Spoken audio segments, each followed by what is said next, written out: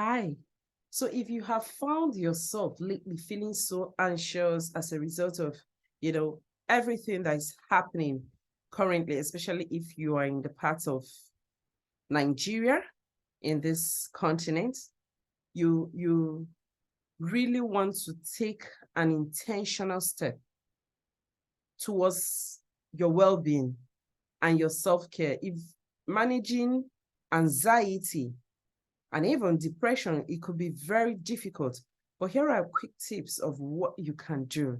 And, for me, when I felt anxious, I had to sit with myself and decide. I first of all identified the emotions that were coming up for me, and I decided what to do. If you need to go off social media for some time, that's okay.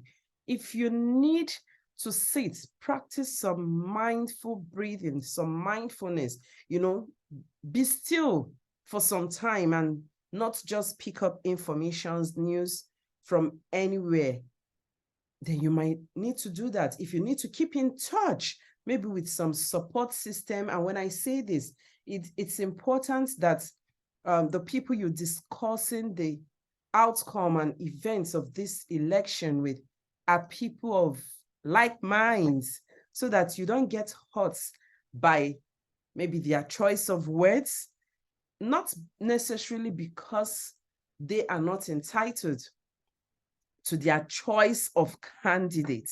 No, they have reasons for choosing whosoever they chose.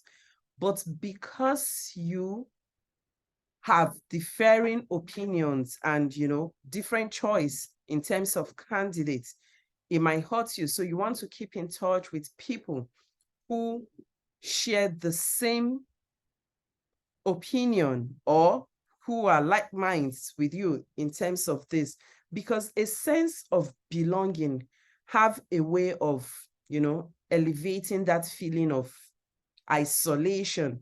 You want to also exercise. Yes, exercising have a calming effect on our overall physical and our physical health and our well-being.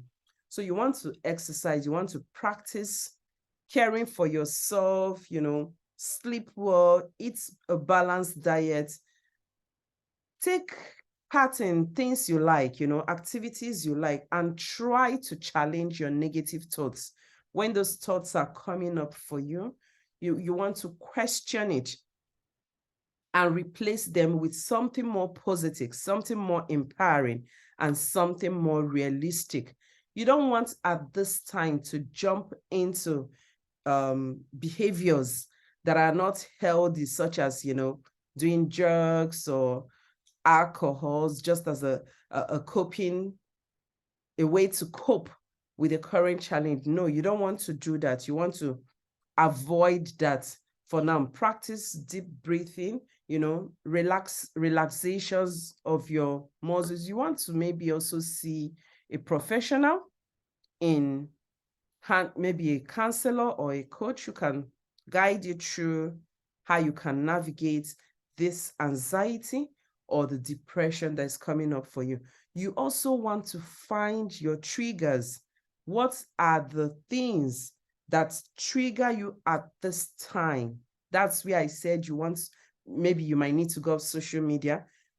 Find that are your triggers at this time and stay away from them. When you identify them, you take a cautious step to avoid them or reduce, their exposure to you, so that the effect it has on you is minimal.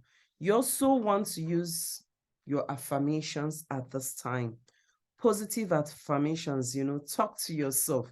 Reduce the negative talks, reduce it and practice more of positive affirmations, more of gratitude. Look onto the positive. Even in all the challenge, something good is happening somewhere in your life. So you want to focus more on that positive. Practice gratitude, participate in, I've said it before, activities that you like. And this is a time maybe you want to take on some roles you want to take break from some responsibilities or some roles, you know, you want to tell yourself that you are human, you know, reduce beating yourself so much, you know, going through guilt, shame, and all of that. You want to reduce it at this time. Set healthy boundaries. Set boundaries so that, you know, you protect yourself. You form a shield around yourself. You also want to set, you know, minimal, very tiny goals that you can achieve per time. And this will really, really, really go a long way in helping you to be realistic with your expectations. It will help you to, you know, get over the grief or the trauma quickly. I hope this have helped someone today and you want to practice it. Thank you.